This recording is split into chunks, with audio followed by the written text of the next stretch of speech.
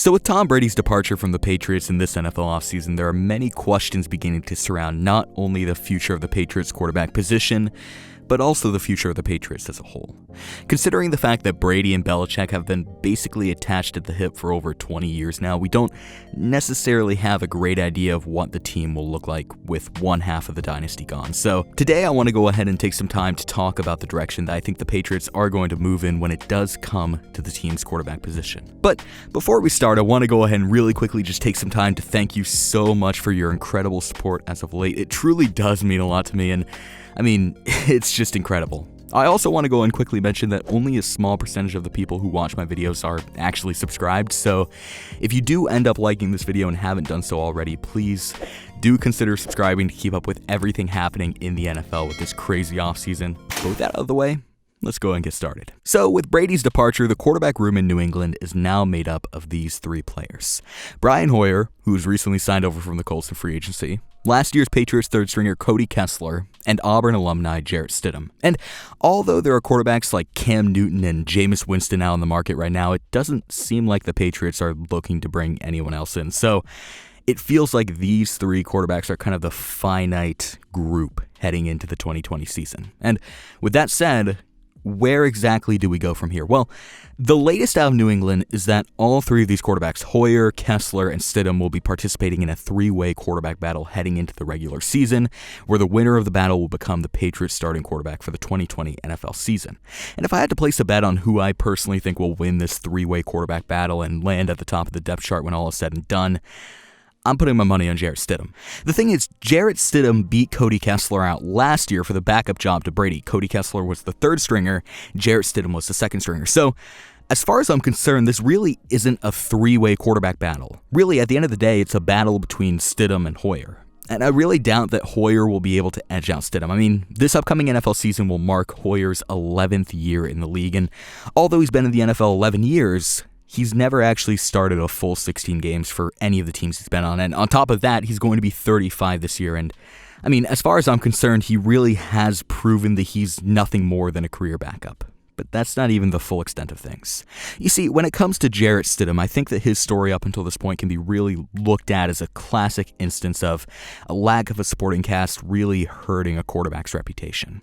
Stidham's time at Auburn is really upsetting because I feel like he never had the talent around him that he needed to truly shine in the way that I think he was capable of shining in.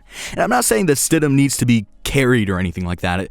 If you're a good quarterback, you can still do great with a mediocre supporting cast. However, similar to Brady's 2019 season with the Patriots, where his supporting cast on offense was completely incompetent, Stidham's time at Auburn was really bogged down due to a lack of competency found in his supporting cast. I mean, you watch the film from Jarrett Stidham's time at Auburn, and all you see is drop after drop after drop after drop, and his receivers at Auburn seriously hurt him in the long run because they weren't just bad, they were incompetent. And even with that incompetency, Stidham still rose above the occasion and completed over 60% of his passes throughout his college career in every single year he played, and really played well. If Stidham had better talent around him at Auburn, he wouldn't have fallen in the draft as far as he did. But the fact that he did fall was kind of a blessing in disguise because he fell to the team with the coach that can get the most out of him at the NFL level. Jarrett Stidham is an incredibly gifted quarterback.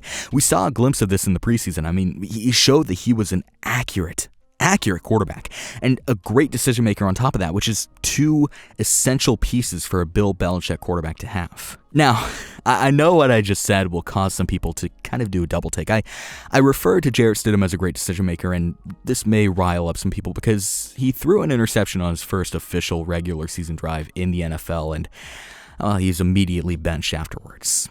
However, if we actually take a look at the play, you'll quickly begin to realize that this was not a lapse of judgment on Stidham's end whatsoever. This was not a poor read by any means. It wasn't a decision-making issue. He went through his progressions and made the right read. You know what this play is an example of? Adrenaline. Context is absolutely huge in this instance. Put yourself in Jarrett Stidham's shoes here really, really quick. It's your first drive in the NFL. You finally made it. And you're playing for the greatest team in NFL history. You have the weight of the world weighing on your shoulders and your adrenaline is at an all-time high. This was not an error in decision-making whatsoever. He made a bad throw because of all that adrenaline and buildup. To me, this is a nothing burger. People also seem to forget or just don't know that Brady's first games were very, very similar. Overthrown passes left and right, off-target throws. He still won his first game, but if you watch the film, you'd realize that he won because his defense forced an ungodly amount of turnovers and his running back absolutely balled out. Brady did his part, but it's proof that adrenaline was hindering him. And it's also proof that even the best of the best are not immune to the adrenaline rush that comes from starting your first NFL game. And at the end of the day, you're not going to have a perfect NFL game in your first game. And you can't write a guy off like that just based off of their first start, let alone their first drive. And aside from that instance, Jarrett Stidham has shown to have some serious potential to be Brady's heir apparent in New England. He has Bill Belichick as his head coach, and his skill set is that of a prototypical Bill Belichick quarterback. And again, he is in the perfect situation to thrive. Well, almost perfect. If Stidham has to throw to the wide receivers Brady was throwing to last year, this is going to be Auburn all over again. Bill Belichick needs to provide him with some semblance of a supporting cast. He has a great defensive supporting cast, but the offense is not good. The good thing about this, though, is the fact that the draft is full of incredible wide receiver talent, and even at pick 23, Belichick could still land one of the top talents in this draft at the wide receiver position. However, Belichick may decide not to do this.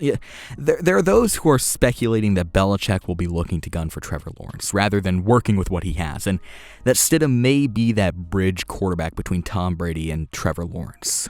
And while I think that on paper Lawrence is a much better quarterback, I mean, we're talking about one of the highest graded prospects in NFL history right here, I think that Stidham still has the potential, especially when combined with Belichick, to be great. Ultimately, though, the Patriots quarterback position is going to be a fun storyline, regardless of what happens to follow as we inch further and further into this year's NFL offseason. And that's about it for this video. But before I go, I want to ask you, who do you think the Patriots quarterback will be in 2020?